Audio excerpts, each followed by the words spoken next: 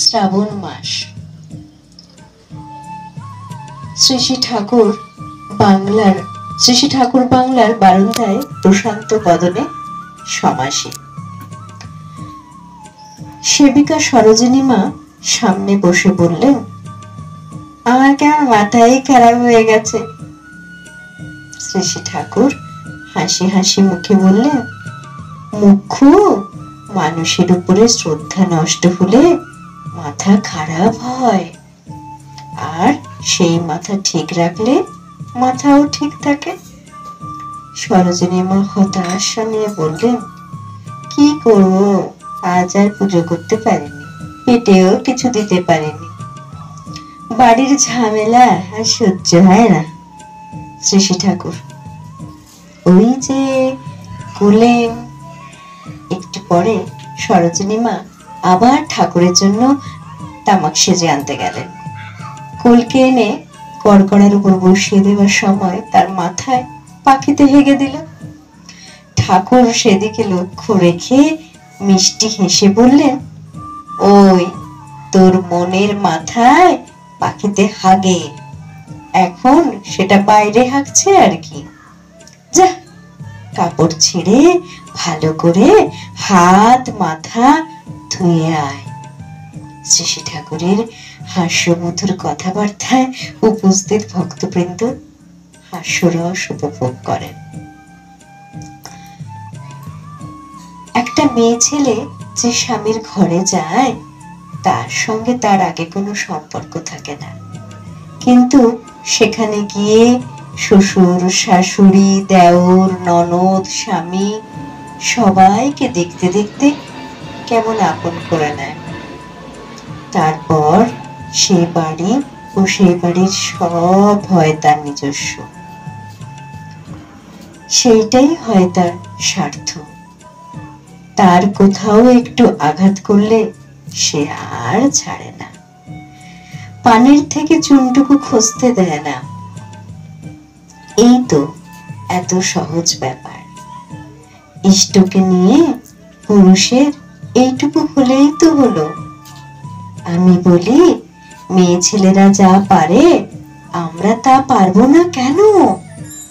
আমরা তো তাদের পেটেই জন্মেছি। চাই কিছু করি, কনসেন্ট্রিক হওয়া যায়, ইষ্টার্থপরায়ণ হওয়া যায়। কঠিন কিছু না, অন্যরকম নিয়ে থাকি, তাই সহজটা কঠিন হয়ে দাঁড়ায়। আমরা জানি না কিভাবে আমাদের নিজেদের স্বার্থ পূরণ করতে হয়। একটা ছোট্ট শ্রী ঠাকুর বড়মার একটা গল্প দিয়ে, ঘটনা দিয়ে আজকে থাক। সেই সময় একদিন সকালে শ্রী ঠাকুর শ্রী বড়মার রান্নাঘরে বারান্দায় একটা টুলে বসেছেন। বড়মা পানি ফলের গুঁড়োর রুটি তৈরি করছিলেন। শ্রী ঠাকুর উঁকি মেরে তা দেখে বললেন, ও বাবা, তোমার ওই দেখে আমার যে খিদে পেয়ে গেল। বড়মা, এই যে তৈরি করে নি, করেই দিচ্ছি। এরপর শ্রী ঠাকুর উঠে এসে পূর্বস্থানে আবার বসলেন।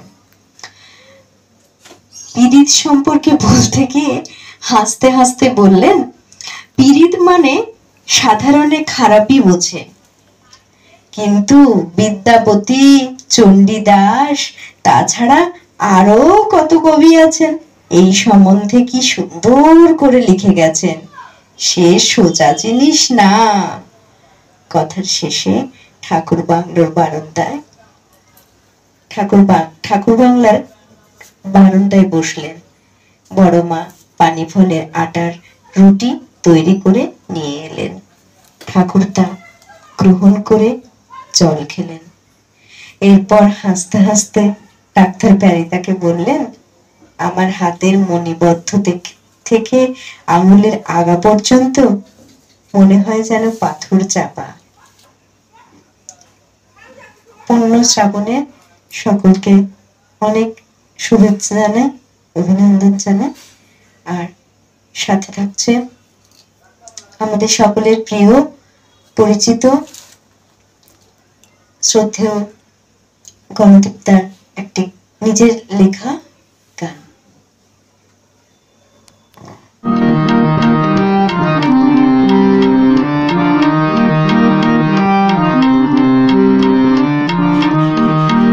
তার পরশধন্য তুমি পরমা, প্রকৃতি স্বরূপা জগতের বড়মা।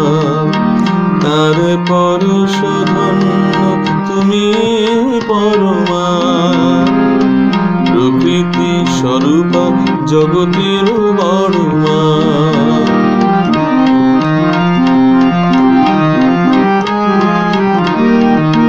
তুমি নারায়ণী, তুমি প্রেম প্রদায়িনী মা, তুমি স্বস্তিদায়িনী প্রেমের প্রতিমা। তুমি নারায়ণী, তুমি প্রেম প্রদায়িনী মা, তুমি স্বস্তিদায়িনী প্রেমের প্রতিমা। তুমি ষোড়শী লক্ষ্মী বিশ্বজননী মা, তুমি প্রেমরূপা চির লীলায়িত ক্ষমা। তুমি ষোড়শী লক্ষ্মী বিশ্বজননী মা, তুমি প্রেমরূপা চির লীলায়িত ক্ষমা। তার পরশধন্য তুমি পরমা, প্রকৃতি স্বরূপা জগতের বড়মা।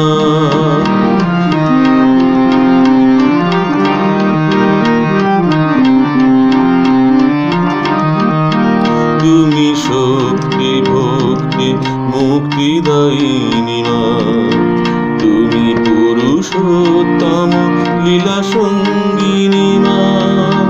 তুমি শক্তি ভক্তি মুক্তিদায়িনী মা, তুমি পুরুষোত্তম লীলা সঙ্গিনী মা। তুমি ভুবনেশ্বরী অমর জননী মা, তুমি হিমায়িত ধারা পীযুষবারিণী মা।